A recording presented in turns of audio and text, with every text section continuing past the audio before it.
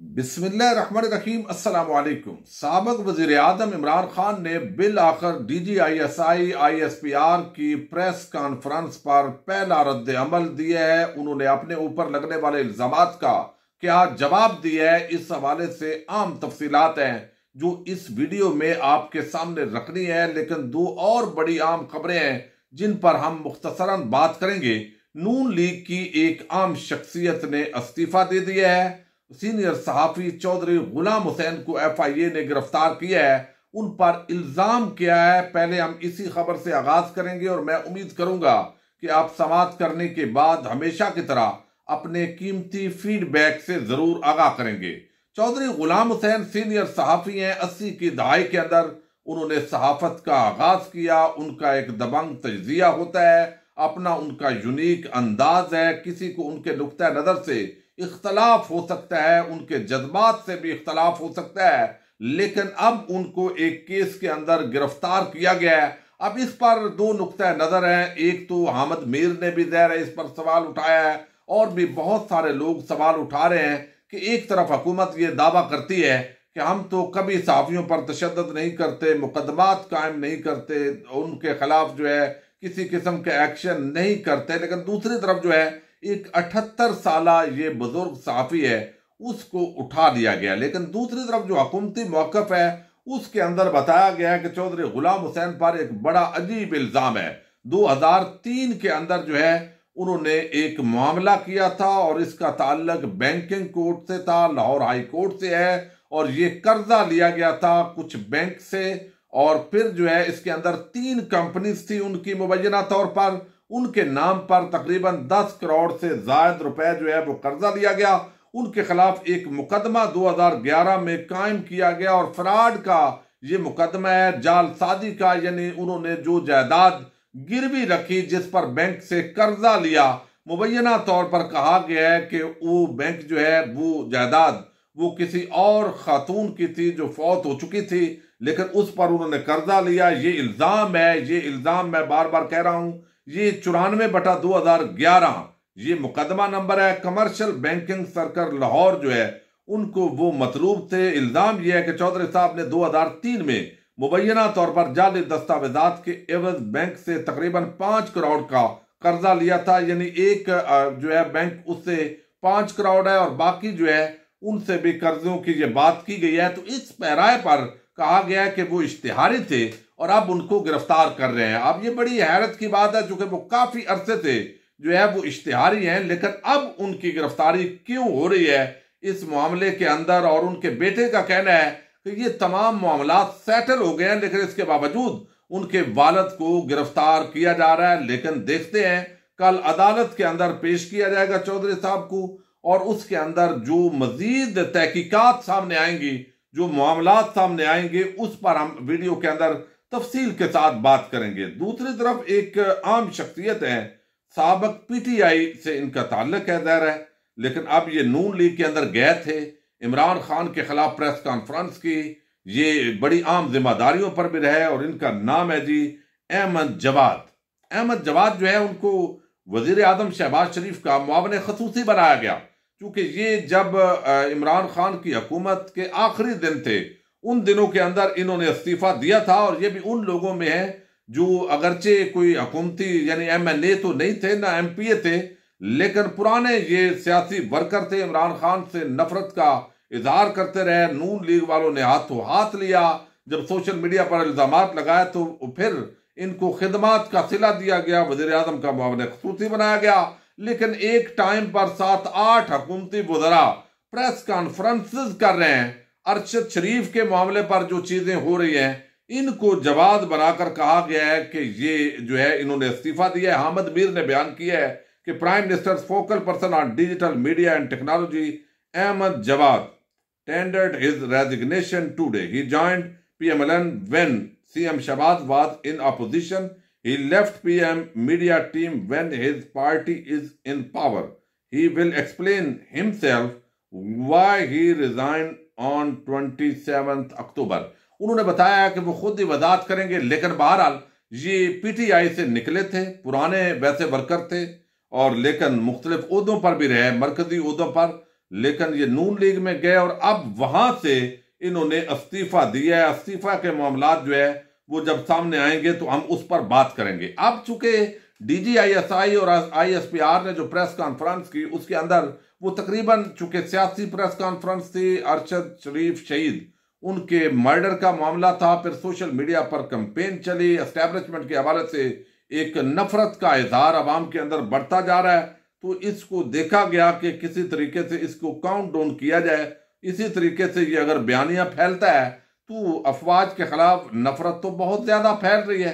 तो enough is enough ये बात की जाती है यहां पर हमें ये समझाने के लिए। लेकिन यहां पर जो मामला है उसके अंदर इमरान खान ने आमिर मतीन साहब को एक इंटरव्यू दिया है, एक ट्विटर स्पेस भी हुई है कल, चूंकि बल्कि आज ही आप कह सकते हैं कि लॉन्ग मार्च का आगाज होने जा रहा है। अब इसकी तादाद कितनी होगी ये मैटर करती है।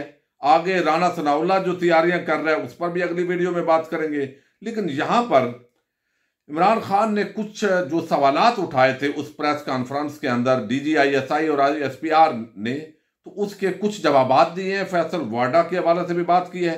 इमरान खान ने कहा है कि मेरी तनकीद हमेशा तामीरी होती है, चाहता हूं कि पाक फौज का इमेज खराब ना हो।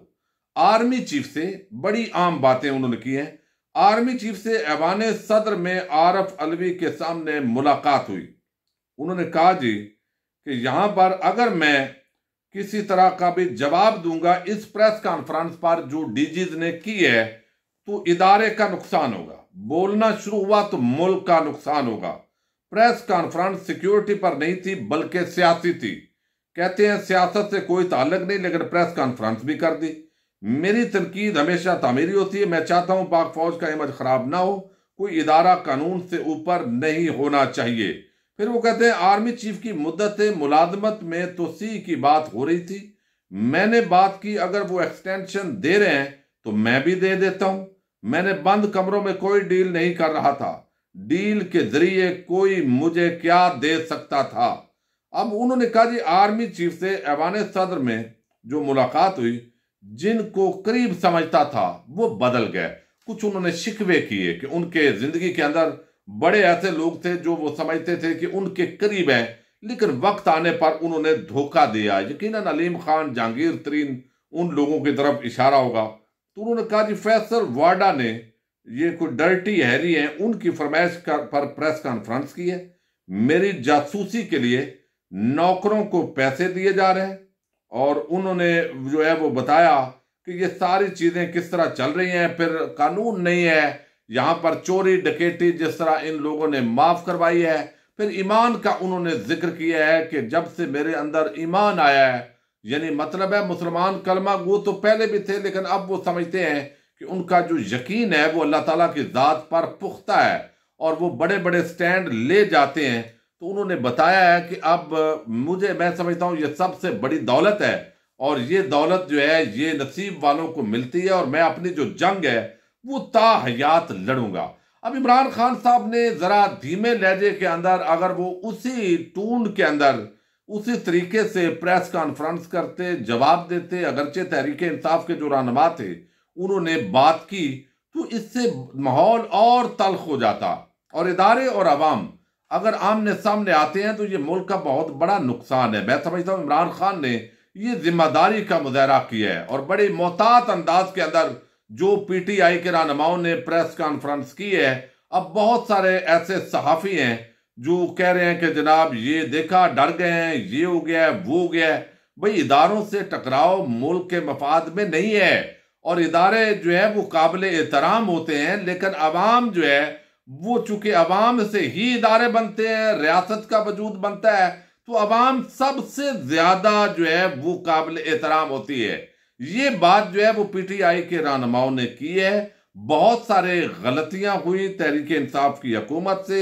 इमरान खान ने बहुत ज्यादा जो है वो उनके इख्तिदार के अंदर जो है उन्होंने जो पिक एंड चूज किया उस पर भी सवालात उठाए जा रहे हैं। लेकिन खास तौर पर जो नून लीग यानी इमरान खान जो महंगाई हो रही थी, मामलात हो रहे थे, वो उनका जो पब्लिक इमेज है वो डाउन हो रहा था। लेकिन जब लोगों ने देखा कि हमारे ऊपर इमरान को हटाकर ये जरदारी, ये नवाज शरीफ, ये फजल रहमान, ये अचकजई, ये मोहसन दावड़, ये ANP के वो असफांडियार वली और ये सारा बानमती का जो कुंभा है ये इकट्ठा हो गया है। इसका मतलब है इमरान दूसरी तरफ है। तो लोग कई समझते हैं कि जिस तरफ फजल रहमान होगा उस तरफ बातल होगा, जिस तरफ नवाज शरीफ होगा उसकी मुखालफ साइड हक पर होगी, जरदारी जिस तरफ है मुखालफ साइड हक पर होगी। तो ये सारे एलिमेंट्स इसके अंदर मिले हैं और ये मिलकर जो है वो देखा गया है कि एस्टैब्लिशमेंट जो है उन्होंने वो इनको शायद लाने के अंदर कोई मदद फराम की गई है और उस इल्जाम के तहत जो है वो यहां पर एक अवाम के अंदर नफरत है। इदारों के साथ अवाम नफरत नहीं करना चाहती, लेकिन डंडों के जरिए जबरदस्ती गिरफ्तारियों से ये मेरा ख्याल है मामलात हल नहीं होंगे, बल्कि ये नफरत और ज्यादा गहरी होगी। मैंने ऐसी जो जमात आजकल वजीरिस्तान और पख्तून इलाकों के अंदर वो जो नारे भी लाहौर के अंदर लगवाए गए कॉन्फ्रेंस के अंदर, वो चंद टोटरू थे, पंजाबी में कहते हैं टोटरू, चंद लोग थे। जब उन पर इतनी सख्ती की गई तो आज वो एक बहुत बड़ा मजबूत आवाज है, धड़ा बन गया है। तो ये जो है वो मेरा ख्याल है जिस तरह DGISI ISPR ने जो है वो प्रेस कॉन्फ्रेंस कर दी, करनी नहीं चाहिए थी, जब कर दी तो इस मामले पर खुलकर डिबेट होनी चाहिए आज़ादी इज़हार राय के तहत और कौम को इत्तफाक कर लेना चाहिए। और वो चीज़ें जब आगे बढ़ेंगी, अमल दरामद भी होगा, तो ये मुल्क के लिए बड़ी बेहतरी होगी, ताकि इदारे जो उनका आईनी किरदार है वो उस हदूद के अंदर रहे।